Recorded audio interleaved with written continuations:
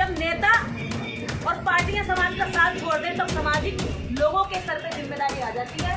अधिकारी, कर्मचारी, छात्र, इंजीनियर, डॉक्टर, वकील जो शिक्षित लोग होते हैं उनके कंधे पर तब समाज की जिम्मेदारी आ जाती है और ये जिम्मेदारी इस समय हम सबके ऊपर है। दीदी तुम संघर्ष करो, हम तुम्हारे साथ हैं। दीदी तुम संघर्ष करो। ये सोचते हैं कि ये चुनाव लड़ने के लिए लोगों का इस्तेमाल तो नहीं कर रही है। मैं ये वादा करती हूँ 2024 के चुनाव आप कहीं भी देख लेना पूरे देश भर की किसी भी लोकसभा से मेरा नामांकन नहीं होगा, मैं चुनाव नहीं लड़ूंगी। ये वादा भी करना, ना मेरा फोटो होगा ना आपका फोटो होगा, सिर्फ हमारे मुद्दों का फोटो होगा। वहाँ नेता भी कोई नहीं होगा, केवल हमारे मुद्दे हमारे नेता होंगे। क्योंकि हमारा मुद्दा जिस दिन हमारा नेता बनने लगा उस दिन हम एक दूसरे से घृणा करना चाहते हैं ना कि वो तो हवाई जहाज से उड़ रहा, तुम साइकिल पे चल रहे हो। अरे तुम तो हमारे पैसे से कथा कर करके ही करोड़पति बन जाते हो हर साल। तुम कथाओं से करोड़पति बन जाते हो। हम रात दिन गलत छिपते फाड़ते हैं गर्मी धूप में, तब भी हमारा आदमी दो जोड़ी चप्पल और 2 जोड़ी अच्छे कपड़े पहने को मिलना पड़ता है। एक के साथ में जोड़ना नहीं, क्योंकि अगर एक के साथ जुड़ गए तो केवल जो 3.5% हमारे सर पे बैठ के नाचता है ना, वो नाचने की वजह हमारे पैरों में आएगा। हमारी बगल में हमारी औरतों के साथ धान काटता, गेहूं काटता नजर। कितनी मजबूर है वो। जिस उम्र में उनकी महिलाएं पूरी जिंदगी का ऐशो आराम उठाती है, उस उम्र में हमारी महिलाएं ये चिंता में रहती है कि शाम को बच्चे की रोटी कैसे खिलाऊं, मैं अपनी इज्जत ही बचा लूं, अपने बच्चों को भी रोटी खिला दूं। वो इस दिमाग में और भीख का आंदोलन, भीख तुम ले लो हमसे, हम 5 किलो राशन सरकार को उल्टा दे दिया करेंगे, लो तुम खाओ। तुम्हारे राजकोष में हमारे 5 किलो के अनाज के पैसे तो तुम ले लो, हमसे टैक्स गुना वसूल लो, लेकिन हमें जमीन दे दो भैया, इन हाथों में बहुत दम है।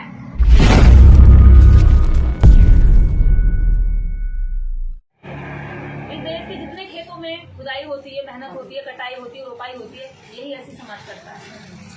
और इसी ऐसी समाज को इसका आत्मसम्मान और स्वाभिमान गिराकर 5 किलो राशन के लिए लाइन पर लगाया जाता है, ताकि इसका जो मनोबल है वो डाउन रहे, कि इसे लगे कि मांग के खा रहा, कमा के नहीं खा रहा, जबकि वो उसी के टैक्स से जाता है, उसी के टैक्स के पैसे से हो करके वहाँ वो सड़ा हुआ अनाज उनको खिलाने के लिए देते हैं। और समाज ये समझता है कि सरकार हम पे एहसान कर रही है, जबकि वो एहसान नहीं है, वो उसके साथ गद्दारी है।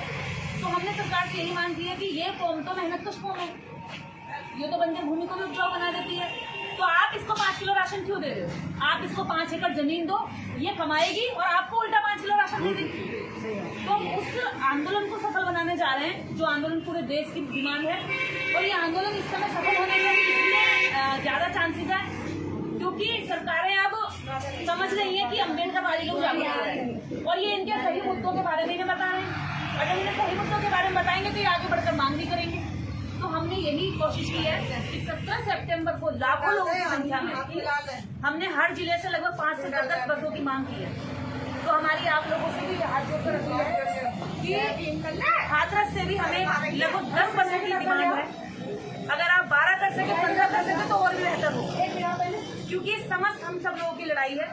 अगर दिल्ली में इस आंदोलन को कोई अगुवाई कर सकता है तो हम उसके साथ हैं, लेकिन आंदोलन होना चाहिए।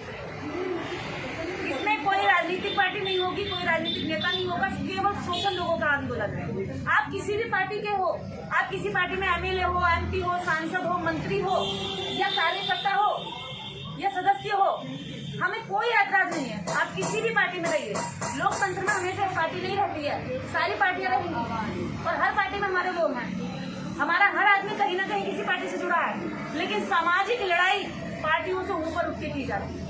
और हम उसी की अपील आपसे करने आए हैं कि अपनी पार्टियों के बारे में आप काम करिए, उनके प्रति निष्ठावान रहिए, हमें उससे कोई ऐतराज नहीं है, लेकिन समाज के प्रति पहले निष्ठावान रहिए, तभी आपका अस्तित्व और आपका आत्मसम्मान बचा रह सकता है। अन्यथा पार्टियां आपका भी इस्तेमाल करके आपको भी कभी भी फेंक सकती हैं। उस नेता की कभी किसी पार्टी में वैल्यू नहीं हुई तो समाज का साथ छोड़ देता है, वो केवल रोटी खा सकता है और सुविधाएं भोग सकता है। और मैं ये समझती हूँ सुविधाएं तो जानवर भी भोगते हैं और रोटी तो पशु भी खाते हैं।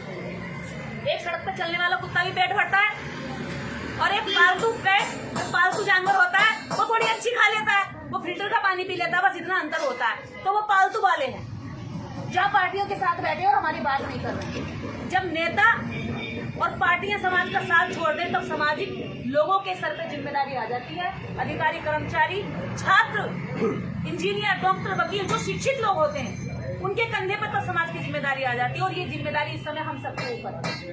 दीदी तुम संघर्ष करो, हम तुम्हारे साथ हैं। दीदी तुम संघर्ष करो, हम तुम्हारे साथ हैं।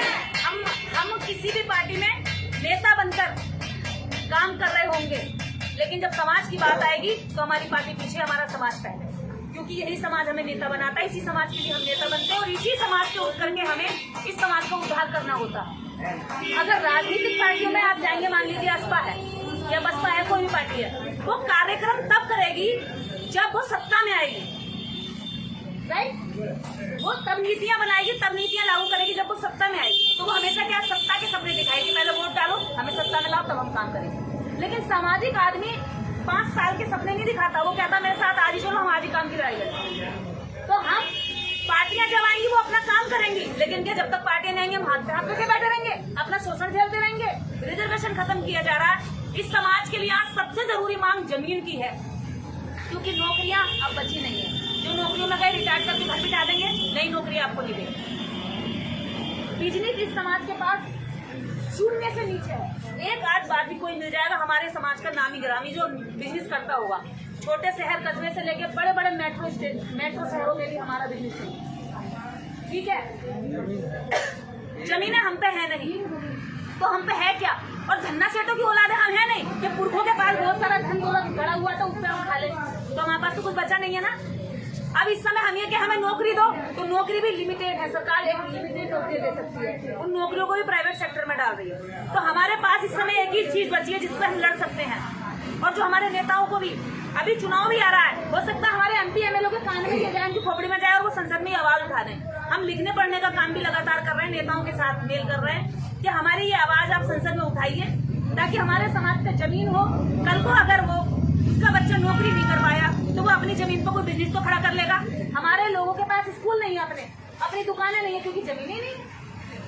आज जब शहर बने, शहर खड़े हुए, तो जो कौड़ियों के दाम की जमीनें थी वो हमारे लोगों से डंडे के जोर पर छीन ली गई पहले। आज उन जमीनों की करोड़ों करोड़ों की कीमत, भले ही खेती उन पे हमारे लोग करते थे धूप गर्मी में, पर वो उसके मालिक नहीं थे, कागजी नाम नहीं थे, इसलिए उन्हें बाहर फेंक दिया गया। और जिनके नाम कागजों में थे आज वो करोड़पति अमीरपति बने। हमारा आदमी फिर वही कमाई है। आज की सबसे महत्वपूर्ण लड़ाई है जमीन की। जिसके पास जमीन होती है उसके पास जोर होता है, और जिसके पास जोर होता है उसका शोषण कोई भी नहीं कर सकता। तो हमें हमारे समाज के लिए जमीन की लड़ाई, हमने बहुत ज्यादा, मैं 12-13 सालों से घूमने के बाद मैंने ये सोचा कि इस समाज को किस तरह से एट प्रेजेंट लाभ दिया जाए, इसको राहत दी जाए। एक ही चीज समझ में आई है, आपकी शिक्षा को उन्होंने दोहरा कर दिया है। हमने इसमें शिक्षा का भी पॉइंट डाला, हमारे 3 मुद्दों पर आंदोलन होगा, और तीनों मुद्दों में से ये वादा मैं करती हूँ, अगर समाज ने साथ दिया तो इसी 2024 के चुनाव से पहले ये समाज इस लड़ाई को जीत लेगा। और एक वादा और करती हूँ ऑन कैमरा, लोग ये सोचते हैं कि ये चुनाव लड़ने के लिए लोगों का इस्तेमाल तो नहीं कर रही है। मैं ये वादा करती हूँ 2024 के चुनाव आप कहीं भी देख लेना, पूरे देश भर की किसी भी लोकसभा से मेरा नामांकन नहीं होगा, मैं चुनाव नहीं लड़ूंगी। ये वादा मैं करती। अगर मुझे चुनाव लड़ना होता तो मैं 2010-11 से करूँ, जितनी मेरी उम्र है उसकी आधी उम्र मेरी इस समाज को काम करते करते निकल रही है।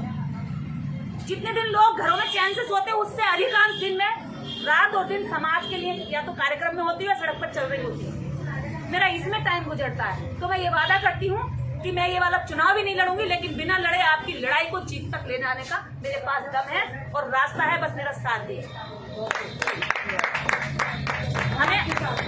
हमें हाथरस से लगभग 15 से 20 बसों की उम्मीद है। अगर यहाँ से 10 बसें भी आती हैं तो हम उसमें भी संतुष्ट हो जाएंगे। हमने हर जिले से सामाजिक लोगों को ये जिम्मेदारी दी है। आप जिस पार्टी के आदमी हैं, आप अपनी पार्टी के बैनर बिना आएंगे, आप सामाजिक आंदोलन में सामाजिक बनकर आएंगे। उस मंच पर न मेरा फोटो होगा, न आपका फोटो होगा, सिर्फ हमारे मुद्दों का फोटो होगा। वहाँ नेता भी कोई नहीं होगा, केवल हमारे मुद्दे हमारे नेता होंगे। क्योंकि हमारा मुद्दा जिस दिन हमारा नेता बनने लगा, उस दिन हम एक दूसरे से घृणा करना छोड़ देंगे। हम ये सोचते ना, ये कर रहा मैं के साथ हूँ, ये कर रहा मैं के साथ हूँ। जिस दिन हम अपना फोटो बैनर लगाना बंद करके मुद्दों को बड़ा कर देंगे तो कहेगा ना तो इसका ना इसका, ये तो हम सबका मुद्दा है। मुझे भी जाना, जमीन तो मुझे भी चाहिए, जमीन इसे भी चाहिए, इसे भी चाहिए, सबको जाना पड़ेगा। तो उस दिन हमारी जीत की ओर ये आंदोलन होने लगेगा। ऐसे ही हमने 6-7 दिसंबर का दिल्ली में भी किया था, जनता उसमें रामलीला ग्राउंड में हमने सारे नेताओं को बुलाया था। चंद्रशेखर आजाद, दामन मेश्राम, सावित्रीबाई फुले और भी बहुत सारे, रतन लाल जी और लक्ष्मण यादव जी और नीरज पटेल जी, नवीन जी, मतलब देश का ऐसा कोई एक्टिविस्ट या कोई भी नेता नहीं बहुजन समाज को जो नहीं बुलाया था। M.K. स्टालिन भी आने वाले थे लेकिन उनका कुछ कार्यक्रम हो गया।